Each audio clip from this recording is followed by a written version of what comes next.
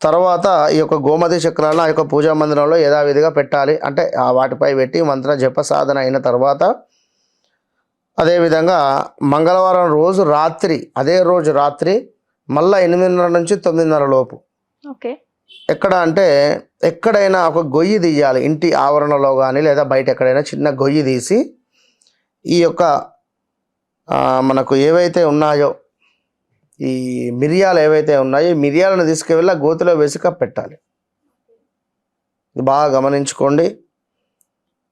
మనకు మంగళవారం రోజు రాత్రి గొయ్యి తీసి ఈ మిరియాలను కప్పెట్టాలి. ఉదయం 5:30 నుంచి 6:30కు మిరియాలు పోసి గోమతి చక్రాలను పెట్టి దానిపై మనకు చెప్పినటువంటి మంత్రాన్ని చదువుకోవాలి. మరలా సాయంకాలము గొయ్యి తీసి మిరియాలను మాత్రమే గోమతి చక్రాలను పూజా మందిరంలో పెట్టుకోవాలి.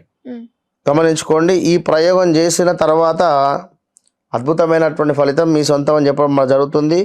ఇది విజయానికి కావచ్చును, వ్యాపారానికి కావచ్చును, మనకు హాని కలిగించేటువంటి వారు కావచ్చును. ఏ వ్యక్తి అయినా డబ్బు తీసుకొని మన దగ్గర నుండి ఇవ్వకపోయినా వాడు మళ్ళా తిరిగి ఇచ్చే విధంగా వారికి మనసులో ఎప్పుడూ పీక్తూనే ఉంటుంది. వీరికి డబ్బులు ఇచ్చేయాలి, డబ్బులు ఇచ్చేయాలి, డబ్బులు ఇచ్చేయాలని. సో పెద్ద మొత్తంలో సొమ్ము ఇరుక్కుపోయినా కూడా ఈ విధంగా చేయడం ద్వారా మహత్వపూర్వము, శ్రేష్టము, అదేవిధంగా శీఘ్రంగానే విశేషంగా వీరికి ఫలితం లభిస్తుంది. ఇది ఎక్సలెంట్గా వీరికి కనబడుతుందని మనకు శాస్త్రంలో చెప్పబడుతుంది. తంత్రశాస్త్రంలో తప్పకుండా ఈ విధమైనది చేసుకోండి, అద్భుతమైనటువంటి ఫలితం పొందండి. ఓకే గురుగారు, ధన్యవాదాలు గురుగారు. మహాదేవ.